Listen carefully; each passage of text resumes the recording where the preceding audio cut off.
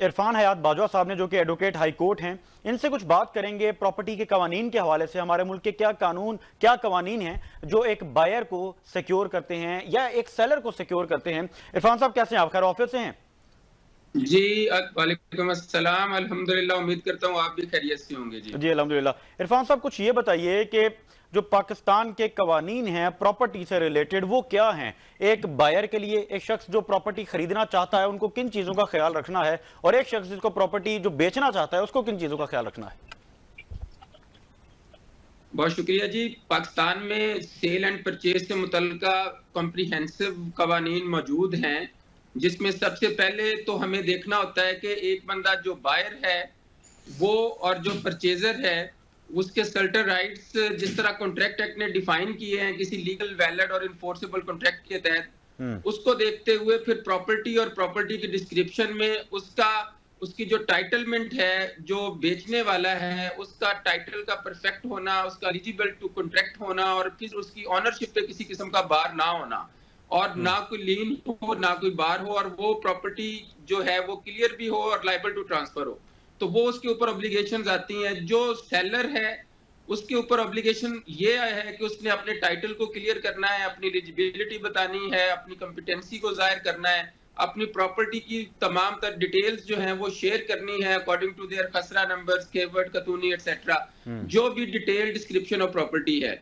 जो खरीदार है उसके लिए ये है कि उसके लिए एक टर्म हम इस्तेमाल करते हैं कि मुश्तरी होशियार बाश होना चाहिए।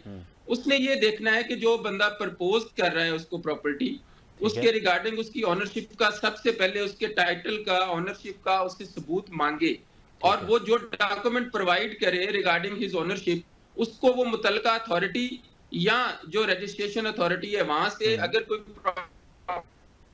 प्रॉपर्टी रिलेटेड टू रिकॉर्ड है तो उससे मुतलका हल्का पटवारी, तहसीलदार और उससे रिलेटेड रेवेन्यू रिकॉर्ड को खुद जाके चेक करे कि क्या ये बंदा इस वक्त रेवेन्यू रिकॉर्ड के मुताबिक इसी डिस्क्रिप्शन का जिस तरह उसने प्रोवाइड की है मालिक है, और जिससे इसने खरीद की है ये मालिक किससे बना है, और वो जो बंदा मालिक जिससे ये बना है उसकी ट्रांजैक्शन किस तरह थी। यानी 1 से 2 ट्रांजैक्शंस को वो रेवेन्यू रिकॉर्ड में जाके वेरीफाई करे, उसके म्यूटेशन से लेके उसके जो अंदराज हुआ है जमाबंदी में उसको लेके।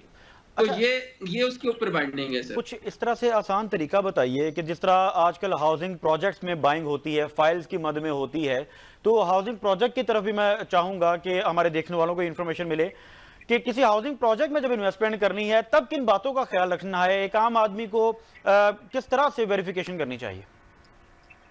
बहुत शुक्रिया। बेसिकली जितने भी हाउसिंग प्रोजेक्ट यहाँ पे चल रहे होते हैं उनकी sale and purchase open files की बुनियाद के ऊपर मार्केट में हो रही होती जी है, जी। जिसमें वो मुख्तलिफ आपको ऑप्शंस देते हैं, इंस्टॉलमेंट्स की सूरत में दे रहे होते हैं, इंसेंटिव्स की सूरत में दे रहे होते हैं। उनकी सेल एंड परचेज में वो खुद के राइट्स जो हैं under the colour of that file, जो एक ओपन फाइल है जिसमें वो आपको एक मेंबरशिप के लिए आपका एक कॉन्ट्रैक्ट करते हैं, वो लीगल इन्फोर्सेबल कॉन्ट्रैक्ट होता है जिसमें मेंबरशिप के राइट्स आपको मिल जाते हैं। लेकिन देखना ये है कि बहुत सी हाउसिंग सोसाइटीज जो हैं वो रजिस्टर्ड नहीं होती, ठीक है। और वो अपनी प्रॉपर रजिस्ट्रेशन जो अथॉरिटी से है, लाइक कोई एलडीए में अगर लाहौर के अंदर है तो एलडीए से वो प्रॉपर रजिस्टर्ड करवाए बगैर अपनी साइट के ऊपर प्रोजेक्ट को डेवलपमेंट में ला के लोगों को दिखा के कि जी यहाँ पे डेवलपमेंट वर्क हो रहा है, सीवरेज का काम हो रहा है, तो हम वो देखते हैं और वेरीफाई नहीं करते कि ये सोसाइटी जो जिस बुनियाद के ऊपर हमें फाइल जारी कर रही है, जिस नाम से जारी कर रही है, क्या ये ड्यूली रजिस्टर्ड है, और अगर ये रजिस्टर्ड है तो इसके अकॉर्डिंगली फिर एलडीए से वेरीफाई करके उसके बाद हमें उससे सेल एंड परचेज के कॉन्ट्रैक्ट के अंदर आना चाहिए। सिर्फ प्रिजम्पशन और डेवलपमेंट की बुनियाद पे नहीं आ जाना।